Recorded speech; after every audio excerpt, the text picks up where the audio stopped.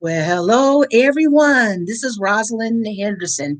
I'm your host today. I'm glad that you're here and joining us.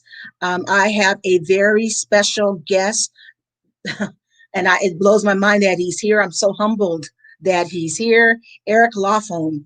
Eric Lofholm is an international sales trainer, an best-selling author, and he has taught me and thousands of others how to be better sales professionals. And he's also the CEO of his own organization, Eric Lofholm International, which is dedicated, of course, to training people on the art of selling. And welcome, Eric. I am so happy that you're here and that you're gracing us with your presence. Well, I'm excited to be here, and I'm happy to share some ideas to help anybody that's watching and listening on how to be more successful in selling. I truly know that selling can be a little bit of, you know, a challenge for a lot of us entrepreneurs because fear sets in and because they've been improperly trained. And you know that if we can't sell, there's no business. So I brought you here to ask you to just go over with us. I know that it's helped me tremendously. Your Just train us on your sales system. Fantastic. Well, thank you so much for the opportunity to be with all of your Sure. audience here. And for those of you that are here, I'd like to take a moment and acknowledge you for being here, whether you're listening live or on the replay.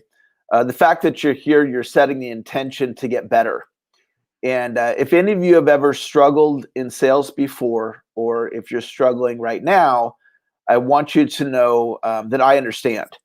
And although I'm now an international trainer, there was a time when I was a beginner. And I remember back in the early 1990s when I got into sales, I really struggled. And I struggled for in an entire year. I was the bottom producer at the company that I worked at. Oh. And so I just want you to know I do understand, and there is hope. And I'm going to share some information with you today that potentially could create transformation in you when it comes to selling. And there's a stigma to sales in our culture. I've asked audiences all over the world, what do you think of when you think of a salesperson? Mm. And the answers that I get typically are arm twisting, high pressure, manipulation, used car sales. And that's because of this stigma. So if you have a resistance to selling, just know it's not your fault, because our culture has programmed you to think that way. Now, if you take a step back and think about this logically, it doesn't make any sense, okay? If you're a coach, you're a consultant, you're a small business owner, we have to drive revenue. We have bills to pay. Some of us have payroll. You've got rent to pay, et cetera. And so we need revenue. And for us to have, be a prisoner in our own mind, if you will, and to have resistance around the thing that creates revenue, which is sales. So it starts with letting go of resistance to sales. And so there's 3 ways to elevate your sales results. If you're a note taker, you can jot it down. If you're not a note taker, that's okay. Your unconscious mind, your subconscious is going to pick up everything that I'm telling you, whether you're taking notes or not. And there's 3 ways to elevate your results in sales: inner game, outer game, and action. Inner game is mindset. It's your belief in yourself, your belief in your product, your belief in your company, your belief in your ability to sell. So mindset, if we raise up your inner game, you're going to have more success in sales. The outer game is all of the how-tos. So how do you close? How do you generate a lead? How do you set an appointment? How do you get a referral? How do you do a follow-up call? How do you put a lead into your database? How do you do email marketing? How do you post on social media? Every how-to technique can be learned. So sometimes when I'm coaching somebody, they might say, well, Eric, I'm not good at closing. All right. Closing is a learned skill. So if your mindset is I'm not good at closing, just know you could learn how to be good at closing. All right. You can learn how to be good at social media. You can learn how to deliver an effective presentation. It's not rocket science. Okay. All of these sales techniques from trainers like myself, we've all, whether written books, created audios, YouTube videos, created courses, etc. We've documented every how-to technique and how to do it. So just this is a message of hope for all of you, that if you really want to learn sales, lead generation, closing, the information's out there, but it starts with your mindset and optimism. So we have I just want to say, Eric, and all this week, I've had a launch on mindset. We've been talking about building a mega money mindset, which does include being able to upgrade our beliefs about money, about sales, and about our ability to attain wealth. So we've been talking about that all this week. So you're right where we need to hear this right now. Yeah, and here's the thing, is that every one of you watching or listening to this right now, you're a great person. You have value to add to the marketplace. There are aspects of you that are genius. Well, maybe you never had anybody talk to you like that before. So when I was growing up, my dad and mom, they never spoke greatness into me, right? They were good parents. They were good, honest, hardworking parents. And I don't have any complaints about that, but they didn't mirror my greatness. And it wasn't until I was in my early 20s that I got around some people that started talking to me like this, like, Eric, you have greatness inside of you, and you can become great in sales if you choose it. And it's a learned skill. And that really opened up my thinking around what's possible. And so I'm here to tell you, you can get this thing down called sales if you want to get it down, right? You have to want it. You have to be willing to put the work in, but it's not something that is beyond your grasp. And so when I was a bottom producer at my first job, and I'd missed my quota a couple months in a row and told I had one more month to hit my quota or I would be let go. So my back was against the wall and I had to get better or I was going to lose my job. And so I started looking for answers, and I met my sales mentor, a gentleman named Dr. Donald Moyne, and he started talking to me the way that I'm talking to all of you right now. And he started telling me, Eric, look, here's how you structure an effective presentation. And we'll get to that in a little bit here. I'm going to give you some great how-to techniques on specifically what to do. And so as he started teaching this to me, it was mind-blowing. It was like if I gave you a bike lock and I said, here you go, open up the lock. And you're trying to open the lock and you can't do it because it's a bike lock, right? But if I give you the combination, it takes one try. So my mentor gave me the combination, and then I started trying what he was teaching me, and it was working. And then it created this belief in myself that I can do it. Now, how I became a trainer of this information, because here I am on one hand telling you I was the bottom producer, and now I'm an international trainer. So how did that happen? Well, part of my natural gifting is teaching. And every one of you watching this right now, you have natural gifts and talents. You have spiritual gifts that were given to you that it doesn't require special training, right? So I'm gifted in teaching. So once I had Dr. Moyne's mindset and his how-to techniques, my mentor, I could then teach it. And that's what we're going to get to here in just a little bit. So with Dr. Moyne's ideas, within 60 days, I was the top producer on my sales team. So I went from about to being fired to the top person, but not because I was motivated. I mean, that was a piece of it. But I needed the how-to techniques. I needed the blueprint, if you will. And so once you have the blueprint, all of a sudden it's like, oh my gosh, I can do this. And so when you're selling, let's just say you're a coach, all right? You have a coach enrollment presentation that you would share with somebody to enroll them to become one of your clients. That's a repetitive presentation. Now, it's not that every presentation is exactly the same. It's that every presentation, if done correctly, is similar. Okay, there's a similar structure. So once you learn how to deliver that coaching enrollment script, or the realtor, the listing presentation, or the solar presentation, or whatever you do, once you know how to do it, now you've got it for the rest of your life. So one quick tip on mindset, it's a paradigm shift. Okay, as long as you look at sales as arm twisting, high pressure, manipulation, it's kind of this icky thing I don't want to do. I have resistance to it, okay? If you look at sales like that, it's kind of always going to be a challenge for you. Mm-hmm. Because when you're the coach, you've got to deliver the coaching enrollment script. When you're the photographer, you have to meet with the person to talk to them about their wedding. And that's a sales conversation, okay? Selling is just a hat that we wear, right? If you keep track of your books, right, the bookkeeping, that's a hat you wear. If you lead a team, right, I have a small team. I have a hat that I wear called leadership, okay? I have marketing. Marketing is a hat that I wear. Social media is a hat that I wear, right? Right now I'm training. That's a hat that I wear, okay? So sales isn't good or bad. It's just a hat that you wear. Yes. And part of what we do is we explain our products and services in a way where the prospect can understand the benefit of what we're offering. And then we ask them to become a client.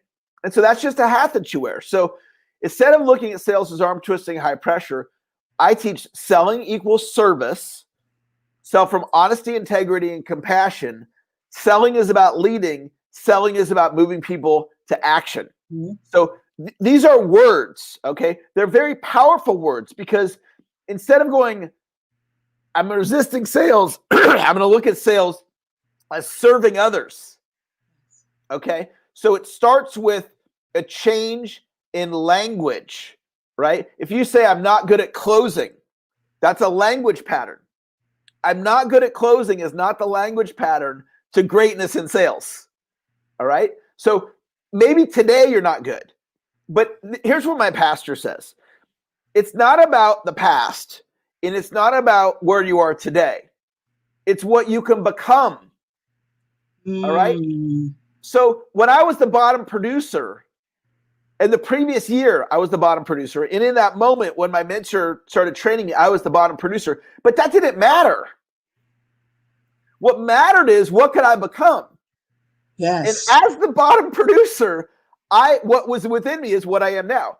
An international sales trainer. I train in companies all over the world. I help create transformation in others with specific techniques. Well, that obviously existed within me or I couldn't be living it today. Absolutely. So that's inspiration and hope for all of you. You go, and Eric, I've never delivered an effective presentation. That's okay. Because all you have to do is just decide. Now, some of you are really good at cooking. Like in the kitchen, you're good at cooking. I'm not a good cook, okay?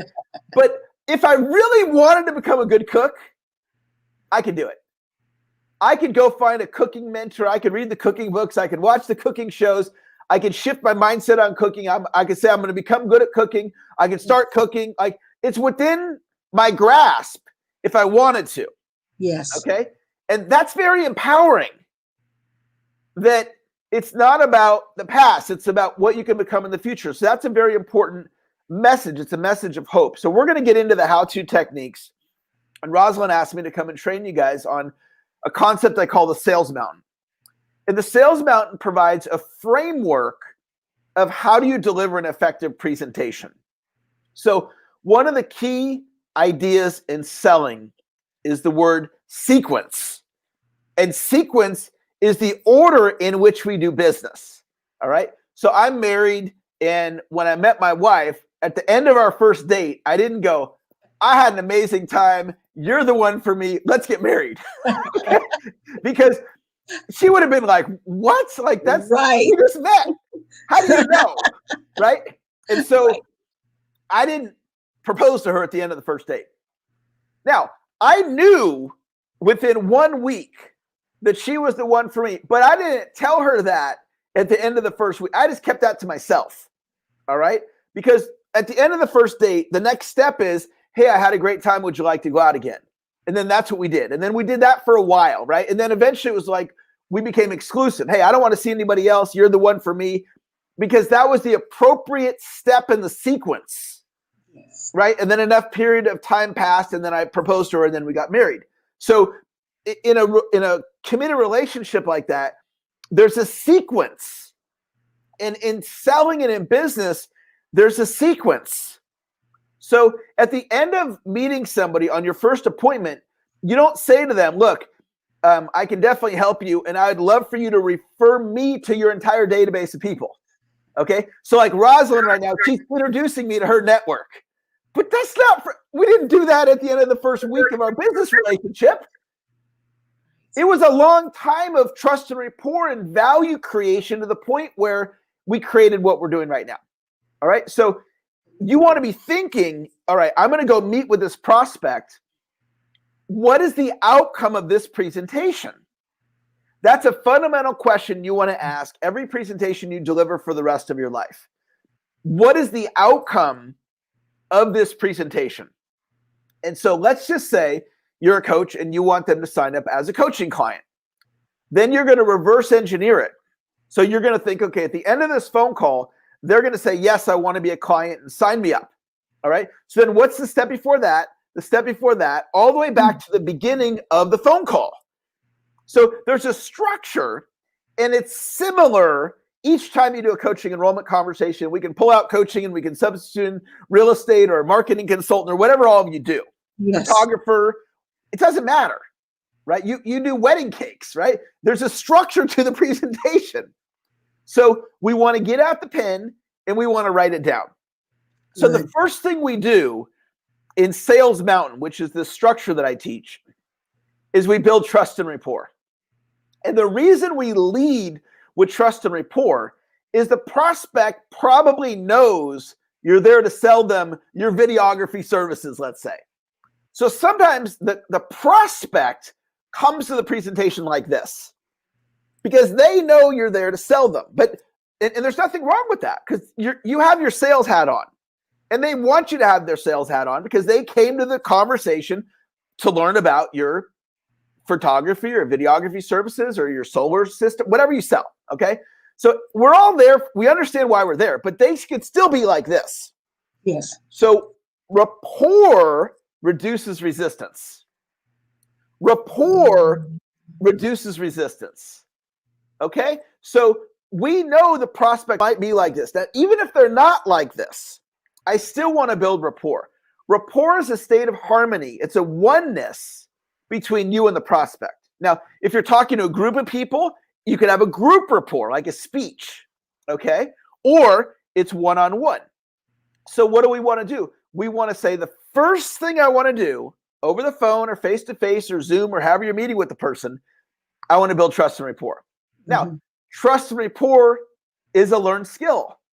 Okay, it's a muscle that anybody can develop. So what do? You study trust and rapport principles. Like people's favorite thing to talk about, you can probably all guess, is themselves. Yes. So you ask them questions about themselves. And you look for common ground. So what's similar between you and them? Maybe you're a similar age. Maybe they're married, you're married. They have kids, you have kids. Or maybe your kids are grown, but they have teenagers. Oh, I remember what it was like when I had teenagers. So we look for similarities, common ground that builds rapport. You be complimentary of other people. Talk to them about, if you're selling in the home, tell them about how beautifully landscaped their front yard is. And that builds rapport, sincere flattery. So rapport, anybody can get better at it. So if you get better at it, what happens to your persuasiveness? Your overall persuasiveness improves when you get better at trust and rapport. So in the sequencing, that's the first thing we do. Then the next thing we do is there's different ways to do this, but the way I teach it is we identify needs. The way we identify needs is we ask probing questions.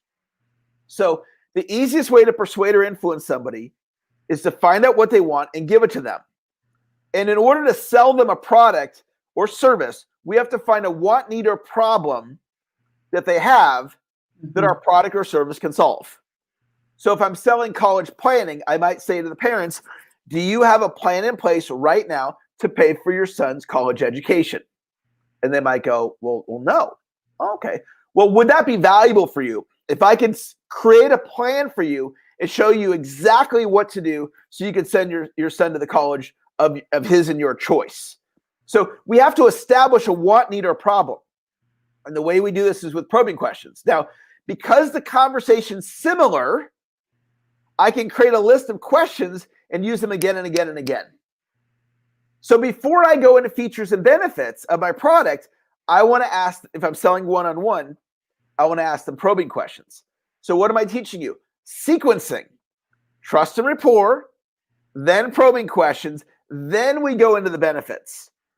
And one technique you can use to go into the benefits is to tell success stories, because nothing sells like success. So what you do before you meet with the prospect is you think, what's a story that I could tell them of somebody like them that bought my product or service and now is having a great result. So if you're a real estate agent, tell them a story of another family you helped sell their home and how this great experience that they had.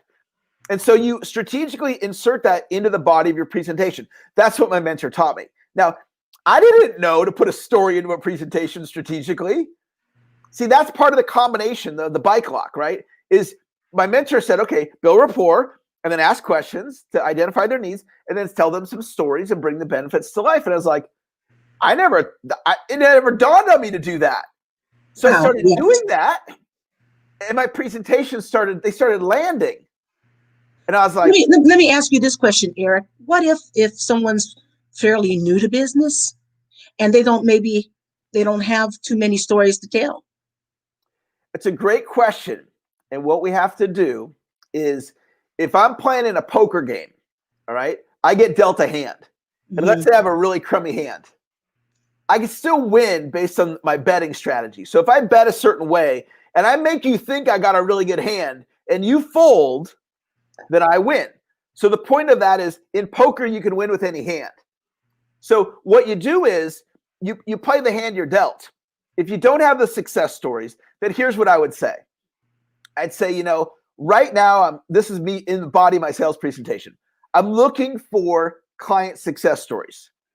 If you go with me as your realtor, here's my promise to you. I'll go the extra mile for you. I'm going to work harder for you than any other realtor out there, because I want to do such a great job for you that you then can give me a great glowing testimonial. So just know I may be new, but I'm going to go the extra mile for you. Right? So that'd be an example of how to frame it. But at the end of the day, all we can do is the hand we're dealt. Right? So we have to just go with what we've got. And so if we have the success stories, we're going to use that. And if we don't have the success stories, then we're not able to use that particular technique. So then we bring the benefits to life, and now we're going to go through the close. And this is where a lot of people have anxiety, right? Because I got asked for the money, and I'm uncomfortable with closing. And so what we do is we treat it like when our children, if you have children, if you ever had a kid that was in a play, a school play, right? And your kid's not a professional actor or actress, and so they were given a script. And they would practice. And then they did they go to play practice. They practice on their own. They worked in small groups.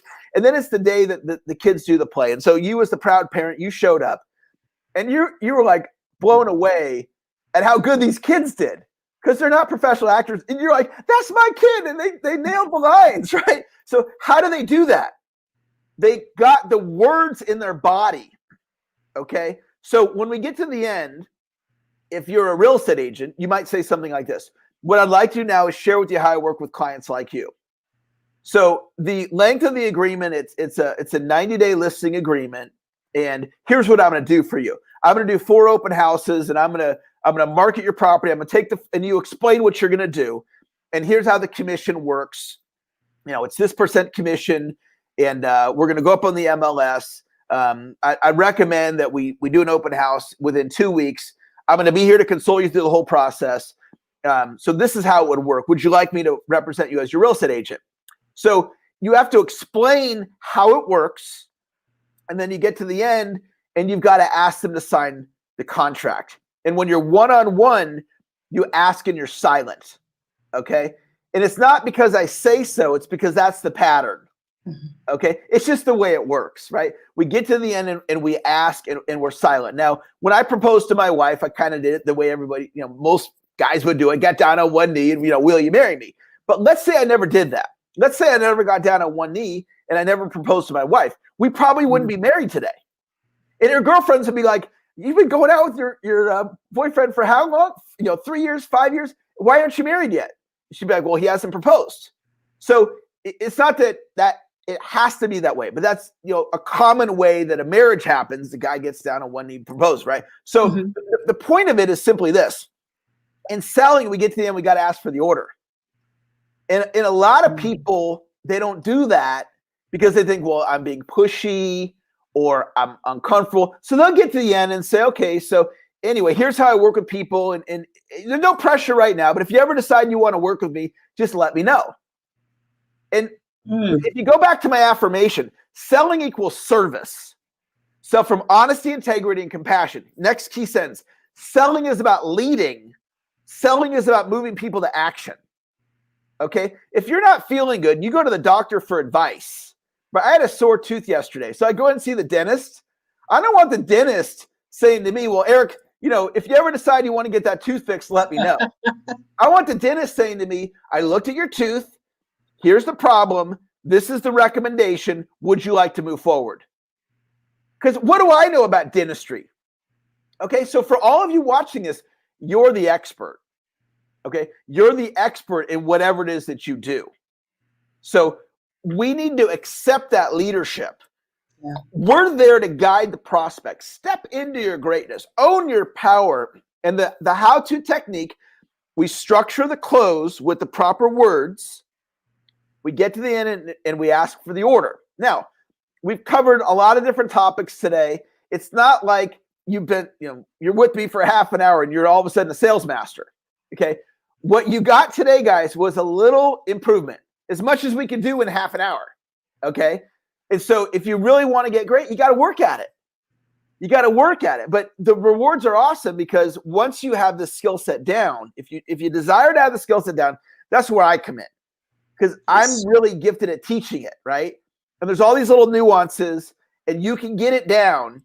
So let me pause here. I'll turn it over to you for anything else that you'd like to share. Oh, absolutely. I mean, there is so much information that you compacted in these 30 minutes. And there's so many questions that I could ask about every part of the stages, because I want to talk a little bit further about people get stuck when it comes to objections, for instance.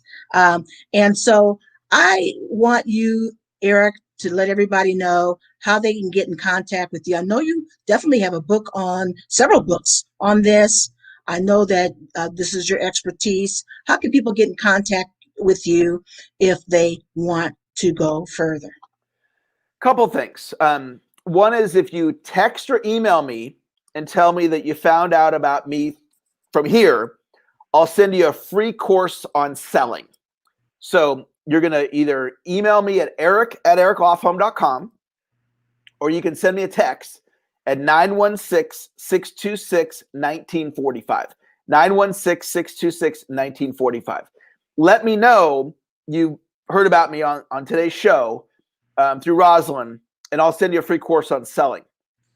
One of my websites is continuoussalesimprovement.com. And on that site, I give away chapter 1 of my new book called Continuous Sales Improvement. Now, the book's not for sale yet, but chapter 1, you can get it for free.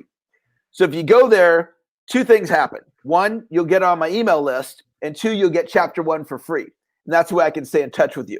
But whether you do the email or not, make sure you email or text me.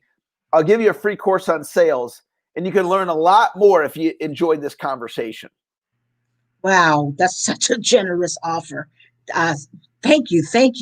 And I'm going to talk to you a little bit further because we're, we created a mega mindset intensive where we do cover sales, and I want to talk to you. We'll talk off camera about partnering together where we can just do some in-depth, helping people just kind of polish their sales skills and, get over and be held accountable for a higher level of performance is what we're going to do. So I don't want to take any more of your time. I thank you for being here, Eric. This was phenomenal in this short span. There's a lot to think about and a lot for our audience to chew on. You guys don't walk, run.